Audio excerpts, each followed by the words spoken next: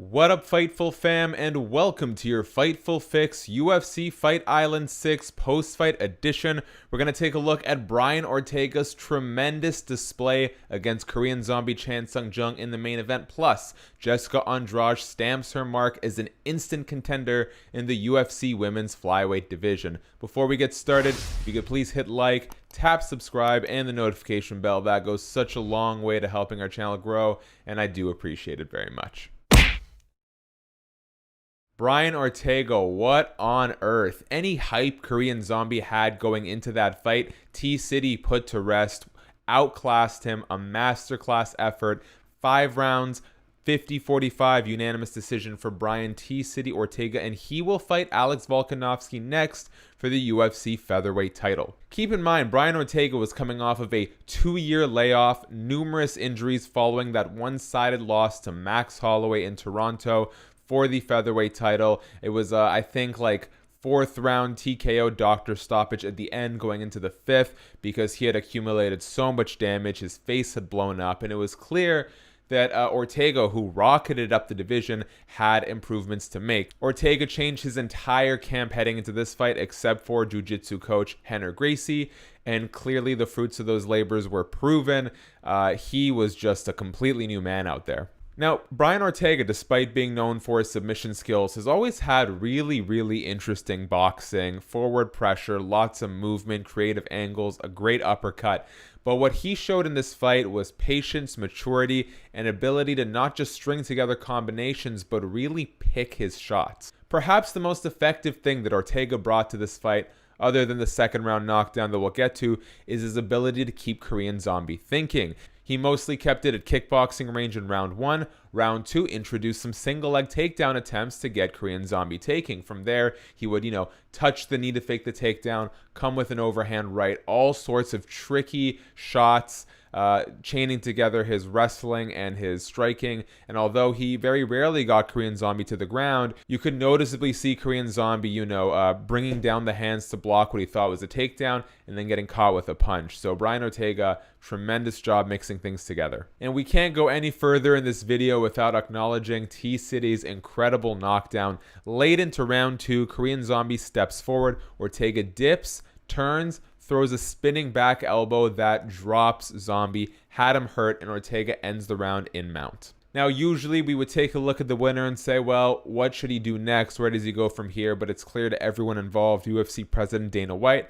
that Volkanovski and Brian Ortega will next fight for the UFC featherweight title. So what about Korean Zombie? Well, it depends on, how long Zombie is going to be out and when this next matchup will be booked, but the UFC is still working on Zabit Magomedsharipov versus Yair Rodriguez. If that fight happens soon and, we're looking at Ortega Volkanovski a little ways into the future, well, you might want to give either Zabit or Yair another fight. Should Zabit win, I would be super interested to see how he fares against the Korean Zombie. And if Yair Rodriguez wins, well, that's a rematch that everyone would be down for. If you recall, Korean Zombie and Yair fought on the UFC anniversary card in Denver. Zombie was winning the fight on all 3 judges' scorecards and got hit with what I think is the all-time greatest knockout in UFC history, Yair's dipping back elbow that took out Zombie with 1 second left, 24:59 of round number 5.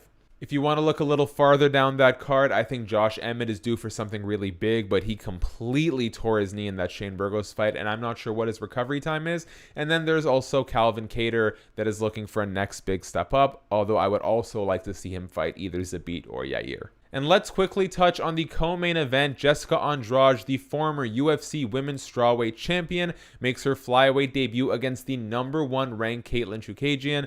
And wow, is Andrade a beast. ESPN's Ariel Helwani noted that Jessica Andrade is the first woman in UFC history to win in 3 different weight classes after earning a first-round TKO over Katlyn Chookagian. Near the end of round 1, Andrade caught Chookagian with such a hard hook to the body that Chookagian actually turned around, let out a verbal ouch, a grimace on her face, turned back. Andrade flew in with a flying knee to the body attempt, didn't land, but pushed Katlyn back. She was clearly compromised, dropped her with another hook to the body, and the referee immediately intervened. Now, I did not love the stoppage. I think you need to give fighters a chance to sort of fight through body shots because, it's not like a knockout where they are unconscious or, very much sort of cognitively out of the fight. Katlyn's body shut down on her, so she's trying to figure out, how can I weather this storm, pivot my head, tie up my opponent while my body recovers. I will say Katlyn did not look good, but I do think she probably could have held out for another 5 seconds, given her body a minute to recover in between rounds, and if compromised, she would still be on her feet ready to go for round 2. Either way, it was a really good showing from Andrade from start to finish. I'm just really happy to see Andrade get such a big win. That's, no disrespect to Katlyn, but we've seen Chookagian fight Shevchenko.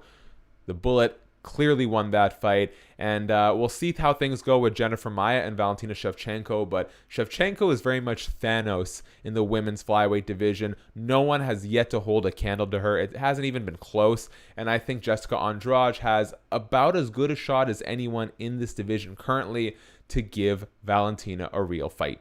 And we will wrap up by giving a quick shout out to the performance of the night winners, Jessica Andrade, performance of the night bonus against Katlyn Chookagian, and Jimmy Crute gets a performance of the night bonus, 2 minutes and 1 second of round number 1. He blitzes his opponent, whose name I will mess up, Modestus Bukauskas. Sorry, dude. He blitzed him, dropped him, knocked him down, finished him on the ground, separated him from consciousness, jumped over the fence and gave UFC President Dana White a high five. It was a really, really good outing for Jimmy Crute. And without a doubt, on a card that had a lot of decisions, it was a clear performance of the night award winner. And the fight of the night went to the prelims headliners, 2 very highly touted prospects outside of the UFC, putting forward a gritty performance. I can't pronounce either of their names. These UFC Fight Island cards are the international flavor, so I'm going to get these wrong, but I'm going to try my best. Let me lean over and say, here we go, Guram, Kutateladze. Sorry, and then the one I'm really going to mess up, Mateusz Gamrot. I don't know if it's actually Mateusz, but it probably isn't.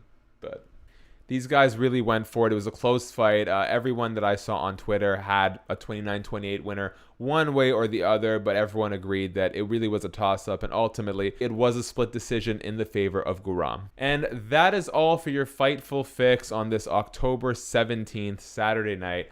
Let me know in the comments section, what do you think should be next for Korean Zombie? Do you like Zabit? Do you like Yair?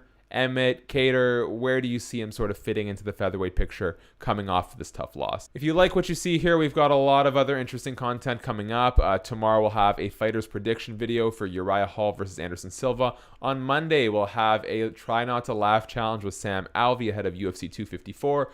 We're appropriately dubbing that Sam Alvey Tries Not to Smile. If you want to help support the channel, hit subscribe, tap the notification bell, leave a like on this video. For Fightful, I'm Shaquille Majuri, and stay tuned for everything Fightful and so delightful.